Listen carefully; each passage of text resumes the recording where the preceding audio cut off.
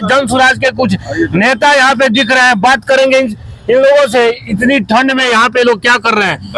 क्या नाम है आपका सर? मैं डॉक्टर मंजर नसीम जन स्वराज का सिपाही हूँ जी। और जो अभी घटनाक्रम चल रही है बिहार में, जो यूपीएससी के छात्रों के साथ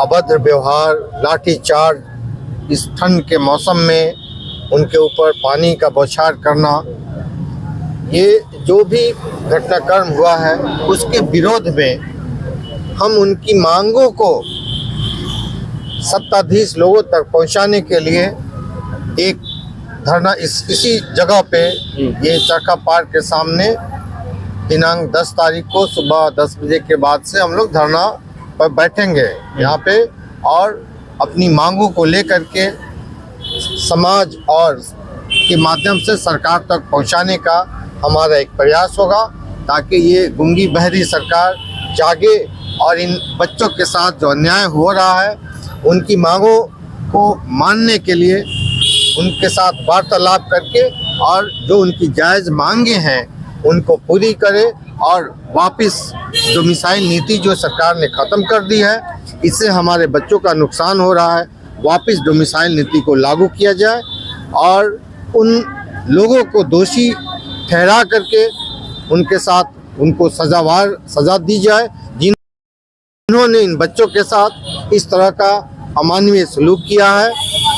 इन बच्चों की जो मांगे हैं कि अनियमितताओं और भ्रष्टाचारों के पर कार्रवाई हो और इनके री एग्ज़ाम की बात की जाए।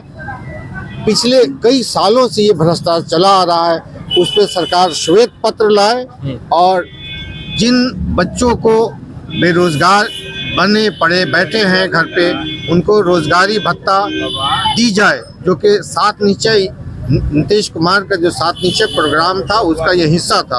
आज तक उनको कुछ नहीं मिल रहा है, हम उनके लिए भी लड़ाई लड़ेंगे। प्रशांत किशोर जी धरना पे पटना में बैठे थे, जेल भी गए, बाहर भी आ गए, सरकार उन मांगे नहीं मान रही है। मोतिहारी में आप लोग के धरना प्रदर्शन करने से क्या लाभ होने वाला है? देखिए, जो ये निरंकुश सरकार है एक न एक दिन झुकेगी, चाहे सरकार जितनी भी मजबूत हो, अपनी जनता, अपने लोगों के आगे उनको झुकना पड़ेगा, उनकी डिमांड माननी पड़ेगी। ये लोकतंत्र है, कोई ये राजतंत्र नहीं है। नीतीश सरकार अगर नहीं झुकती है, आप लोग धरना प्रदर्शन करते हैं लगातार, फिर भी नहीं मानती है, तो आगे की आप लोगों की क्या रणनीति रहेगी? देखिए, जिस युवा शक्ति के लिए हमारे नेता आदरणीय प्रशांत किशोर जी उनके समर्थन में उतरे हैं, सरकार को तो झुकनी होगी। अब तक के जो भी परीक्षा हुए, उन परीक्षाओं में जिस तरह का कदाचार, पेपर लीक, परीक्षा के साथ साथ रिजल्ट की सेटिंग, जो अभी के बीपीएससी परीक्षा में भी आप लोगों ने देखा कि 30 लाख से 1 करोड़ रुपये तक का सौदा करके बिहार के हमारे नौजवान छात्रों को बेरोजगार बनाने का जो ये सरकार बीड़ा उठाई है, उसके विरुद्ध हम इस युवा शक्ति के साथ हैं, हमारे नेता उनके साथ हैं। सरकार को झुकना होगा, चूंकि हमारा जायज मांग है और हम उस जायज मांग के लिए सत्याग्रह और अनशन पर उतरे। जदयू के नेता, भाजपा के नेता, राजद के नेता आरोप लगा रहे हैं कि जन स्वराज बीपीएससी परीक्षा के नाम पे स्टूडेंट के साथ जो ये धरना प्रदर्शन कर रही है, एक तरह से अपनी प्रशांत किशोर जन स्वराज अपनी राजनीति चमकाने का काम कर रही है। क्या कहेंगे इसके ऊपर?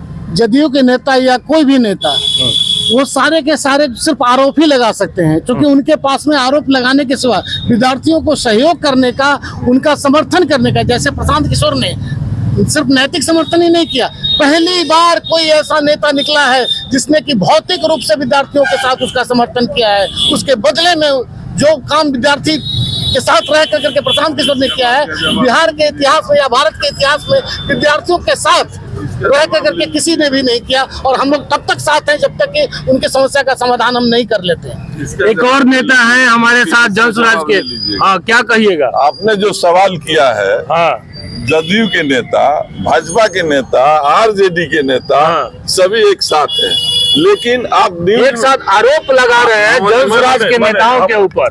जन स्वराज के मामले पर सभी एक साथ हैं, लेकिन आप यह भी बात देख रहे हैं, आप पत्रकार हैं, यह बात जान लीजिए। और आप जानते भी हैं कि बिहार में विपक्ष के नाम पर अभी एक पार्टी भी नहीं है।